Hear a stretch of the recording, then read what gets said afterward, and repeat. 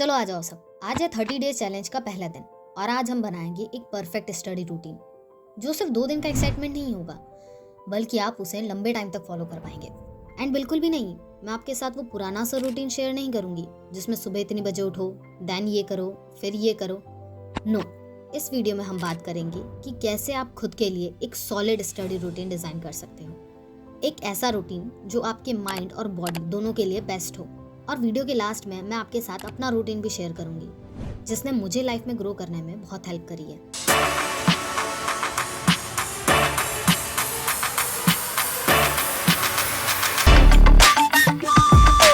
सबसे पहला है अ study routine should fit you, not the other way around. Routine बनाते वक्त एक मिस्टेक जो हम सब करते हैं वो है किसी का बना बनाया रूटीन कॉपी कर लेना। एंड मैंने भी ये मिस्टेक कई बार करी है। किसी रील में देख लिया कि सुबह उठना चाहिए, देन मैं अपना रूटीन जल्दी का बना लेती थी। देन किसी दिन कोई ऐसी रील सामने आ जाती है जिसमें नाइट में प्रोडक्टिविटी हाई बताई गई है, बट देन आई डिसाइड कि यार कब तक मैं दूसरों का रूटीन फॉलो करूंगी। I have to figure out something. किसी और का बनाया हुआ रूटीन मेरे लिए काम नहीं करेगा। द सेम वे एज एक अर्ली राइजर वाले का रूटीन किसी लेट नाइट वाले बंदे को फिट नहीं करेगा और एक नाइट आउल का रूटीन किसी मॉर्निंग पर्सन के लिए नहीं चलेगा। एंड इसीलिए अपना रूटीन बनाने से पहले आपको अपने एनर्जी लेवल को समझना है। अगर आप मॉर्निंग पर्सन हो देन आप अपने टफ सब्जेक्ट को मॉर्निंग में पढ़ो। उस वक्त आपकी एनर्जी लेवल हाई होगी, आप उसे बहुत अच्छे से समझ पाएंगे। And the same goes with night outs. अगर आपकी एनर्जी सबसे ज़्यादा हाई नाइट में रहती है देन आपको इंपॉर्टेंट टॉपिक्स या जो टॉपिक डिफिकल्ट हैं उन्हें रात में पढ़ना है। ये रूटीन आपकी बॉडी क्लॉक के अकॉर्डिंग है। दैट्स वाई ये रूटीन लंबे टाइम तक चलेगा। एंड अब हम बात करेंगे the 4 things must be in your routine. अच्छा बताओ, सिर्फ पढ़ाई पढ़ाई और पढ़ाई करोगे?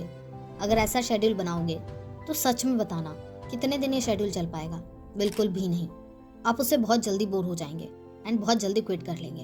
आपको अपने रूटीन में बैलेंस मेंटेन करके रखना है। एंड एक परफेक्ट रूटीन में ये चारों चीज़ें बैलेंस्ड होती हैं।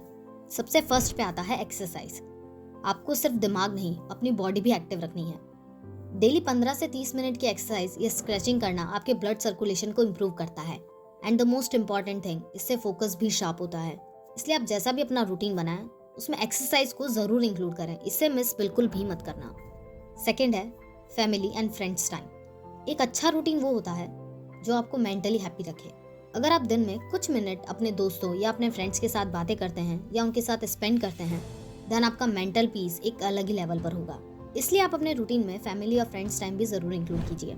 थर्ड है स्टडी टाइम, जो कि हमारे रूटीन का सबसे इम्पॉर्टेंट टाइम होने वाला है। बट यहाँ पर आपको स्मार्ट प्लानिंग करनी ज़रूरी है। आपको डीप वर्क करना है, पोमोडोरो या टाइम ब्लॉकिंग जैसे टेक्निक्स का यूज़ करना है एंड बिना किसी डिस्ट्रैक्शन के पूरे फोकस के साथ पढ़ाई करनी है। फोर्थ और सबसे इम्पॉर्टेंट चीज़ जो आपको अपने रूटीन में रखनी है वो है sleep, a peaceful sleep. Late night binge watching करने से नॉलेज स्टोर नहीं होती है। ब्रेन रिचार्ज तभी होगा जब उसे प्रॉपर स्लीप मिलेगी। मिनिमम 6 से 8 घंटे की अच्छी नींद लेना बहुत ज़्यादा इंपॉर्टेंट है। आराम से सो, रिलैक्स नींद लो और देखना ऐसी नींद के बाद जब नेक्स्ट डे आप उठोगे तब आपका एनर्जी लेवल एकदम नेक्स्ट लेवल पर होगा। वैसे तो एक परफेक्ट रूटीन इन चारों चीज़ों को इंक्लूड करने के बाद कंप्लीट हो जाता है, बट बिकॉज वी आर जेन ज़ी हमारे लिए एक चीज़ अभी भी मिसिंग है और वो है फ़ोन, जिसके बिना हम रह ही नहीं सकते हैं। इसलिए रूटीन बनाते वक्त फ़ोन के लिए टाइम भी ज़रूर निकालो, बट हाँ खुद पर कंट्रोल रखो। एक टाइम डिसाइड कर लो एंड उस टाइम लिमिट के अंदर ही फ़ोन यूज़ करो। अब बात करते हैं तीसरे स्टेप के बारे में और वो है the core of your routine. हमने ये सारा रूटीन या हम इतनी मेहनत कर ही इसलिए रहे हैं कि हम अच्छे से पढ़ाई कर सकें। एंड उसके लिए ये बहुत ज़्यादा इंपॉर्टेंट है कि हमारे रूटीन का सबसे मैक्सिमम टाइम या सबसे ज़्यादा टाइम हम अपनी पढ़ाई पर स्पेंड करें। बट पढ़ते वक्त या रूटीन बनाते वक्त हमें ये बात ध्यान में रखनी है कि हमें सिर्फ किताबें खुली नहीं रखनी है, हमें एक्चुअल में पढ़ाई करनी है। हमें अपनी पढ़ाई को प्रोडक्टिव और इंटरेस्टिंग बनाना है।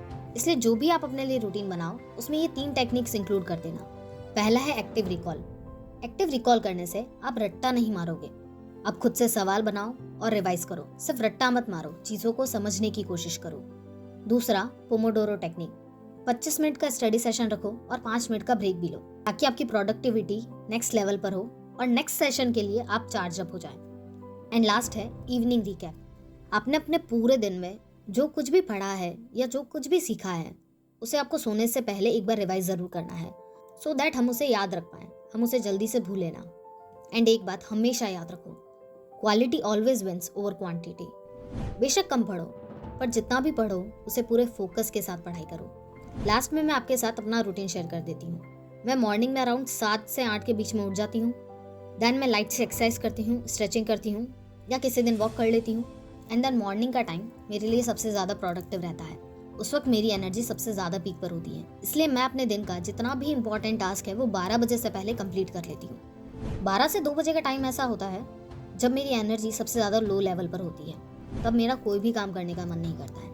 एंड इस टाइम में मैं फ़ोन यूज़ कर लेती हूँ या फिर अपने दोस्तों या फैमिली के साथ टाइम स्पेंड कर लेती हूँ। ये टाइम ऐसा होता है जब मैं सबसे ज़्यादा अनप्रोडक्टिव होती हूँ। एंड ऐसा करने से जो टास्क मुझे शाम को करने हैं उसके लिए मुझे एनर्जी मिल जाती है।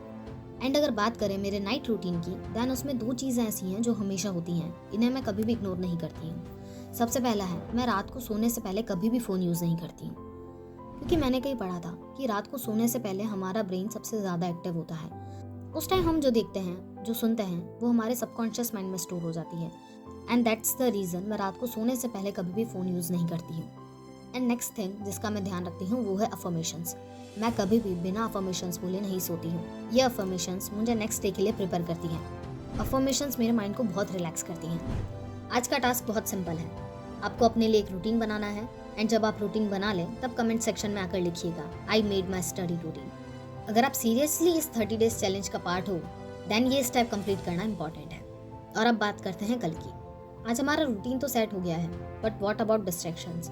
हम कितना ही अच्छा रूटीन क्यों ना बना लें, हम डिस्ट्रैक्शन को कैसे ओवरकम करेंगे? How to stay focused for long hours without getting distracted. Video को बिल्कुल भी मिस मत करना। See you in the next video.